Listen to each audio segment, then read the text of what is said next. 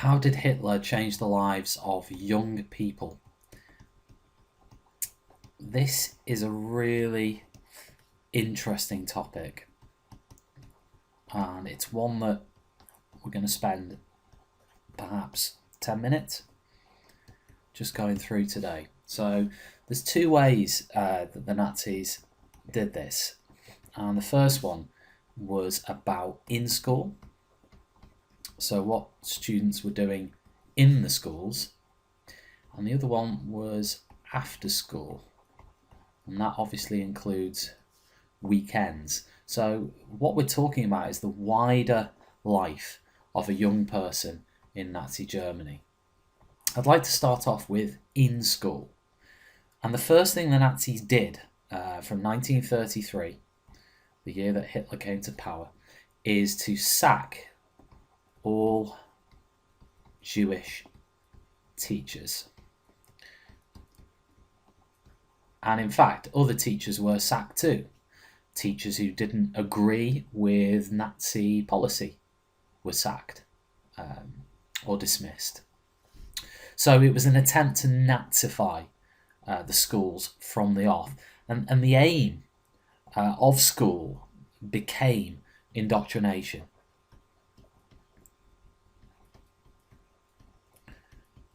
Indoctrination. There we go.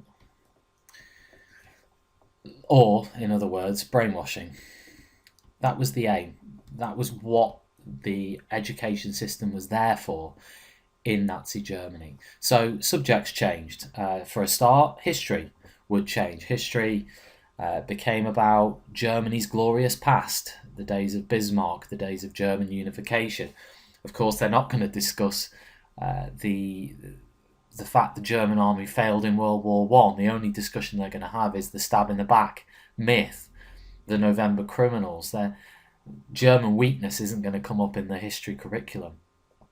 They're also going to look at the world as it is in the 1930s, the League of Nations, the Treaty of Versailles. They're going to learn about how humiliating and wrong that treaty was. Chemistry. I'm sure you can guess some of the things they might be doing in chemistry, learning how to create bonds, learning about how different atoms mix and how different chemicals can be mixed together, perhaps to create gas. It's all about weapons, and it's all about war. It's all about warfare, really, and so is history. And moving on from there, geography, reading maps, orienteering, preparing, particularly the boys, obviously, for a life in the army, being able to navigate themselves in enemy territory.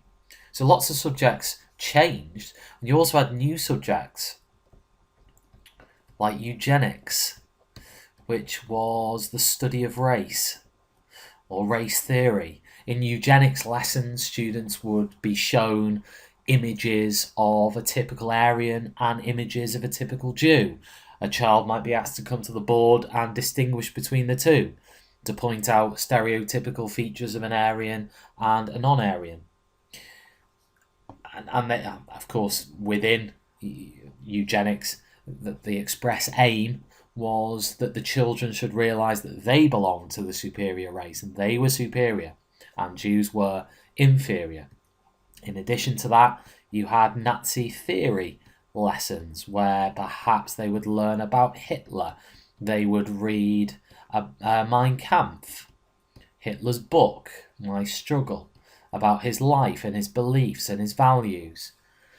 So school became very much about brainwashing and indoctrination and preparing boys for war or for service in the army. What about girls? Well, girls, of course, were really going to be mothers. So a lot of the lessons in school changed for girls too. So, for example, you had plenty of sex education lessons.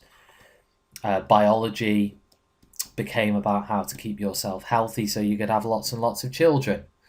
How to eat the right things, and of course, how to actually look after children as well. So it was very, very definitive. Boys, soldiers, girls, mothers. And this came across in every aspect of the Nazi schools. What about after school? And there were two organisations that the Nazis set up because they wanted to control the lives of young people at all times as much as they possibly could. So they set up the Hitler Youth, which, if you like, was like a Nazi version of the Scouts. And they also set up the League of German Maidens, which was its sister organisation. So the League of German Maidens was for girls, the Hitler Youth was for boys. What did they do? The Hitler Youth, they went on camps for weekends, they had meetings during the week, they wore brown shirts, they sang Nazi songs, they went on marches. It's one of the most notorious or famous examples of what they would do is compete for the Hitler Achievement Award. To get that award, you would have to shoot an air rifle at a target. You would have to do lots of other physical things, boxing and so on. So it was very much links in with what they're doing in school, what they actually did outside of school, and later on, the Hitler Youth actually became compulsory. So all boys had to be in the Hitler Youth from the late 1930s onwards. Of course, there were those young people who didn't want to join the Hitler Youth or the League of German Maidens, and then some of them found ways of avoiding membership. And we'll come on to that later when we look at opposition to the Nazis. But one thing that is absolutely clear from everything we've just looked at, it was all about control.